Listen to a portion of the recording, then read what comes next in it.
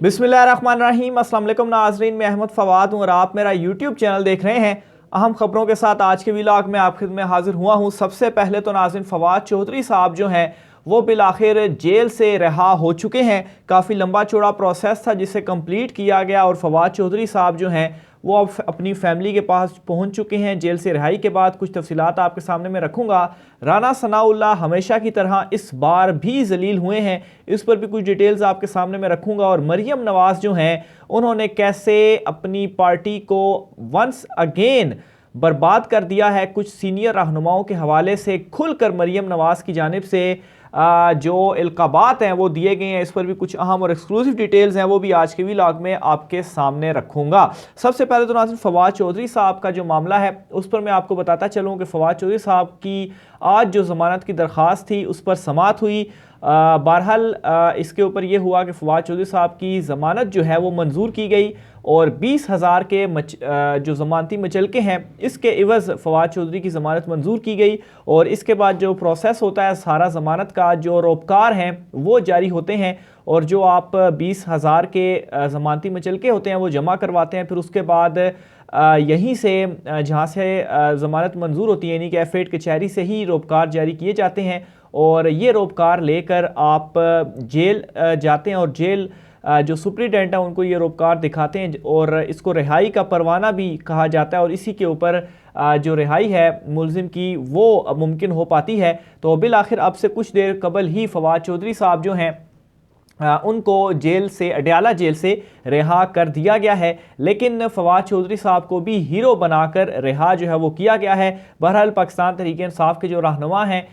उन पर मुकदमों का ये जो सिलसिला है वो रुकने वाला नहीं है और सोर्सेस का ये दावा है कि मज़ीद कुछ जो रहनुमा हैं उनके ऊपर भी इस तरह से मुकदमे दर्ज होंगे, बल्कि फ़ारूक हबीब हो गया, इसके अलावा एक दो और भी रहनुमा हैं पाकिस्तान तहरीक इंसाफ के जिनके ऊपर मुकदमे दर्ज हो चुके हैं और ये सिलसिला जो है वो आगे चलेगा। तो ये चीज़ जो है वो तय की गई है, कुछ के ऊपर तो हो रहे हैं और कुछ के ऊपर बाद में भी जो है वो किए जाएंगे। बहरहाल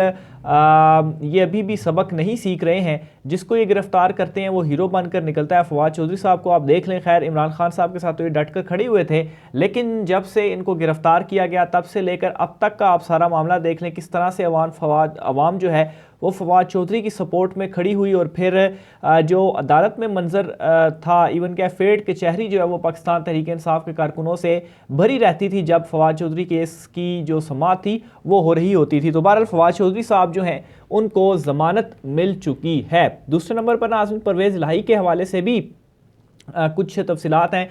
वो भी मैं आपके सामने रखना चाहता हूं। तो मामला इस तरीके से है कि जमाल अहमद साहब हैं, उनकी जानिब से ये दावा किया गया है कि जितने भी सपोर्टर्स और कारकुनान हैं गिरफ्तार किए गए हैं उन सब के लिए यही पैगाम है कि पार्टी के बड़ों तक पैगाम पहुंचा दूं कि अभी भी वक्त है इमरान खान का साथ छोड़कर वापस आ जाएं, वरना संगीन नताइज के लिए तैयार रहें। तो ये जो मैंने आपसे कुछ देर कबल आपको खबर दी है कि गिरफ्तारियां होंगी, कुछ के अगेंस्ट, कुछ के ऊपर जो है वो मुकदमे दर्ज हो भी चुके हैं पाकिस्तान तहरीक इंसाफ के रहनुमाओं के ऊपर। तो ये जो है वो काफ लीग के नुमाइंदा हैं जमाल अहमद साहब, उन्होंने भी ये दावा किया है और उस दावे में काफ लीग से ही कहा है कि आप सारे जो हैं वो आ जाएं,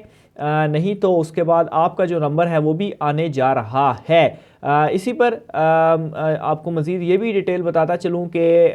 जो साबिक़ वज़ीर-ए-आला पंजाब चौधरी परवेज़ इलाही साहब हैं उनके ख़िलाफ़ कुछ ही दिन में जो मुकदमा है वो दर्ज किया जा सकता है, जो कि दहशतगर्दी की दिफ़ात के तहत दर्ज किया जाएगा। और इस हवाले से ज़राए का मज़ीद ये भी दावा है कि ये FIR काटी जा चुकी है और इस पर जो तारीख़ है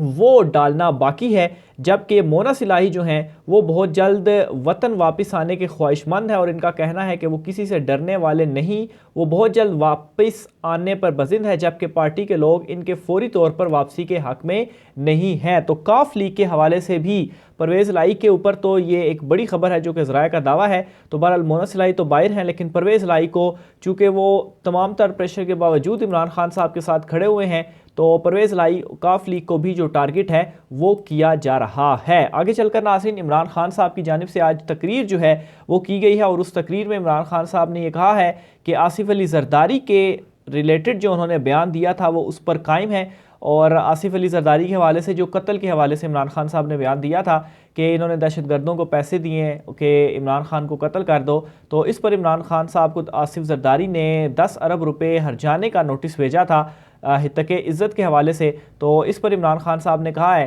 कि मैं अपने बयान के ऊपर कायम हूँ और बड़ी ज़बरदस्त इमरान खान साहब की जानिब से भी एक लाइन जो है वो कही गई है। इमरान खान साहब ने कहा है कि आसिफ जरदारी की कोई इज़्ज़त है जो मुझ पर हितक इज़्ज़त का दावा कर रहा है। तो ये आज ही की तकरीर में इमरान खान साहब ने कहा है और साथ ही साथ इमरान खान साहब ने जो अपना उन्होंने बयान दिया है उस बयान के ऊपर भी उन्होंने कहा है कि मैं कायम हूँ और बिल्कुल आसिफ जरदारी ने केस किया है तो इसके ऊपर हम लड़ने के लिए तैयार हैं। इलेक्शन कमीशन ऑफ पाकिस्तान से भी बड़ी खबर है और मामला इस तरीके से है कि इलेक्शन कमीशन ऑफ पाकिस्तान को गवर्नर KP और गवर्नर पंजाब ने दोनों ने लेटर्स लिख दिए हैं और इन लेटर्स में जो तारीख़ है इंतखाबात के लिए वो नहीं दी गई। अब इस पर मैं एक चीज़ आपको क्लियर करता चलूँ, कल शाम को ये ख़बर सामने आई कि गवर्नर KP की जानिब से इलेक्शन कमीशन को लेटर लिखा गया और 16 अप्रैल की जो तारीख़ है वो इलेक्शंस के लिए दी गई है। लेकिन उसके बाद सुबह जो है वो ये ख़बर सामने आती है कि जो लेटर लिखा गया है उसमें कोई भी जो डेट है वो तजवीज़ नहीं की गई। तो शायद रास्ते में कहीं लेटर जो है जो जिसमें डेट लिखी गई थी वो इधर उधर हो गया या रुक गया, या फिर उसके बाद जो ECP के पास लेटर आया वो कौन सा लेटर था। बहरहाल जो लेटर आया उसकी कॉपी भी फिर इलेक्शन कमीशन ने खुद जारी की, हालांकि इलेक्शन कमीशन बहुत कम ही इस तरह से चीज़ें जो है वो कर रहा होता है। तो बहरहाल उस लेटर में कोई भी तारीख नहीं थी और फिर उसके बाद गवर्नर पंजाब के हवाले से भी जो लेटर था वो भी सामने आया और उसमें भी दोनों गवर्नर्स ने तारीख नहीं दी और दोनों की जानिब से ये जो है वो उसमें इशारा दिया गया कि इलेक्शन कमीशन जो है वो स्टेक होल्डर्स से मुशावरत करे और सिक्योरिटी इदारों से मुशावरत करे, क्योंकि मुल्क के इस वक्त जो हालात हैं जिस तरह से दहशतगर्दी और जो सिक्योरिटी से रिलेटेड मामलात हैं, तो क्या इस सूरत हाल में इलेक्शन मुमकिन हो पाएंगे। यानी कि इलेक्शन को मुलतवी करने के हवाले से, इलेक्शन को आगे ले जाने के हवाले से इस वक्त फुल जो माहौल है वो बनाया जा रहा है। और याद रहे कि कल ख्वाजा आसिफ ने भी पार्लियामेंट में बताया है कि मौजूदा जो दहशतगर्दी की लहर इस वक्त चल रही है, ज़रब-ए-अज़्ब किस्म के कोई जो ज़रब-ए-अज़्ब ऑपरेशन किया गया था, इस तरह का कोई जो ऑपरेशन है वो हम मुशावरत के बाद जो है वो करेंगे। इस हवाले से इस तरह का जो अंदिया है वो ख्वाजा आसिफ की जानिब से कल अपने बयान में दिया गया था। तो हालात इस तरह से क्रिएट यानी कि एक किस्म के उसके ऊपर प्रोपेगेट किए जा रहा है चीज़ों को कि हालात बड़े ख़राब हैं, इलेक्शन हो ही नहीं सकते और इलेक्शन से भाग रहे हैं। और इमरान खान साहब ने भी आज की अपनी तकरीर में कहा है कि ये लोग 2023 में भी यानी कि इस मौजूदा साल में भी नहीं चाहते कि इलेक्शन हो, लेकिन इलेक्शंस होंगे क्योंकि अवाम का ये फैसला है। और इमरान खान साहब ने भी इस हवाले से कहा है कि अपनी तरफ से जो पूरी जदोजहद उनकी इस वक्त चल रही है वो करेंगे, अवाम ने जो है वो उनका साथ देना है। आगे चलकर नाज़रीन मरियम नवाज़ के हवाले से एक बड़ी खबर है और शाहिद खाकान अब्बासी, मिफ्ता इस्माइल और ख्वाजा साद रफ़ीक, इन तीनों को मरियम नवाज़ ने टिका कर जो जवाब है वो दिया है और जवाब ये दिया है कि मेरी पार्टी में तो मोरूसी सियासत ही चलेगी और नवाज़ शरीफ के बाद मेरा नंबर है और मेरे नंबर के बाद मेरे बेटे का नंबर होगा।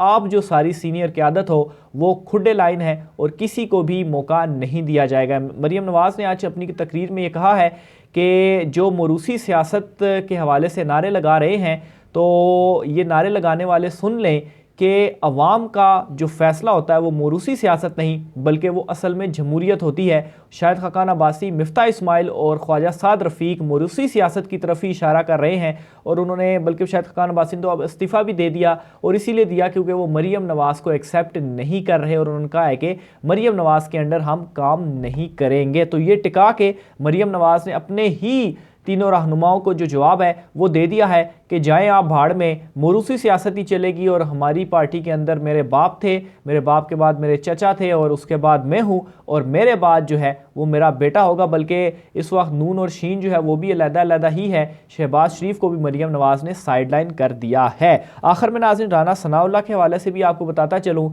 तो ज़ाहिर सी बात है इस वक्त जो तमाम तर मामलात हो रहे हैं ख़ास तौर पर पुलिस के हवाले से देख लें तो ऐसा नहीं हो सकता कि राना सनाउल्लाह के इजाज़त के बगैर या उनकी मालूमात के बगैर कोई भी स्टेप हो सके। तो बहरहाल उनको हमेशा की तरह ज़िल्लत का ही सामना हुआ है। फवाद चौधरी साहब रिहा हो चुके हैं अदालत से और ये जो मज़ीद मुकदमे दर्ज किए जा रहे हैं और इन मुकदमों में से भी कुछ नहीं निकलना। यही होना है कि जिस तरीके से फवाद चौधरी साहब को उन्होंने मेंटल टार्चर, जो कि उन्होंने खुद भी बताया, शहबाज गिल साहब के साथ भी इसी तरह से किया गया, उनके ऊपर तो जो है वो एक जुल्म आप कहें वो किया गया। उसके बाद फवाद चौधरी को जो है वो गिरफ्तार किया गया, मेंटल टॉर्चर, उनको सोने नहीं दिया गया, उसके बाद रिहाई हुई। तो इसी तरह से जो मज़ीद गिरफ्तारियाँ होंगी उसमें भी ये कुछ भी नहीं कर पाएंगे। और हमेशा की तरह अगर आइंदा भी ये करते हैं और आज भी जो कुछ इन्होंने किया है उसमें ज़िल्लत ही हुई है, तो राना सनाउल्लाह साहब आप इस चीज़ों में कामयाब नहीं हो पाएंगे। मज़ीद डिटेल आपके साथ शेयर करता रहूँगा। आज की व्लॉग से मुझे इजाज़त दीजिए। अल्लाह हाफ़िज़।